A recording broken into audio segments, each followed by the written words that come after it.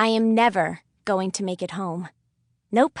Instead, I'll be here, cowering at the back of this overcrowded bus ramp, squeaking nervous inquiries and fluttering my arms like a lost baby penguin until there's no one left to ignore me. The sun will go down, and I will drop to the sidewalk in exhaustion and pass the lonely night on a bed of cement and dirt-hardened gum chunks. Mom won't even notice my empty room. She'll creep in late from work, careful not to wake me as she scuttles past my door in the darkness, then sleep like the snoring dead until morning. Devin most certainly will not notice my absence, as he is 2,500 miles away, living it up in California, giving exactly 0 hecks about the safety and well-being of his poor small sister back in Florida. Or the fact that my current predicament is all his fault.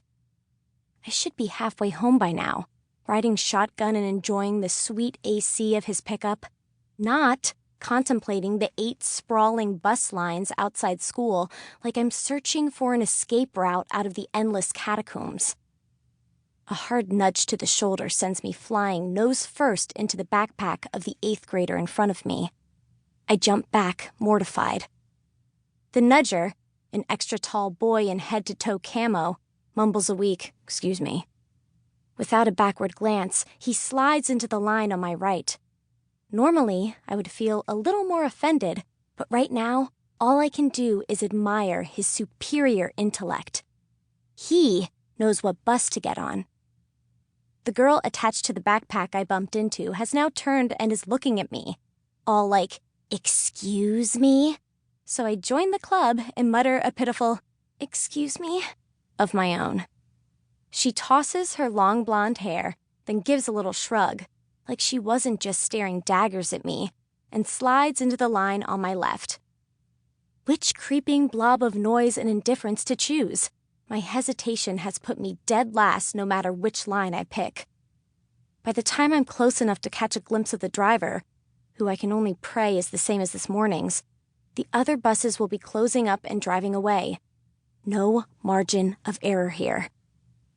My face is an embarrassment fire, dripping with sweat and overheated toddler vibes, but I can't waste this interaction. In this swirling hot mess of preset friend groups, post-bell teachers, and noise-blocking earbuds, I finally have someone's attention. Too bad I had to face-plant into her to get it. "Hey!" It comes out too loud, and the way she wrinkled her nose tells me I shouldn't have grabbed her arm. "Do you know what bus I ride?" The nose wrinkle deepens, and her eyebrows furrow in solidarity. "How would I know what bus you ride?" Good question. Why would a disgustingly normal and intimidatingly self-assured 8th grade girl know some strange little 6th grader's bus number? Good point. I let out a ditzy giggle, even though I know it's more pathetic than cute. Then try again. "Do you know which one goes to Bridalwood Apartments?" She shakes her head, and tears prickle the back of my eyes. No. Anything but that. I'd rather sew my eyes shut than cry at school. Where'd those even come from, anyway? Embarrassment? Stress? Fear that I'll miss my bus and Mom will have to leave work to come get me? Fear that I won't miss my bus and I'll have to spend the rest of the day alone? "Are you gonna cry?" I shake my head frantically as the girl's face softens. She puts her hand on my shoulder and bends down until our eyes are level, just like my kindergarten teacher used to do. My stringy brown hair, damp with sweat, falls into my eyes. She tucks it behind my ear and speaks softly. "Okay, we'll figure this out. Did you ride the bus this morning?" "Mm-hmm." "Okay, so what number was on the side?" I don't know."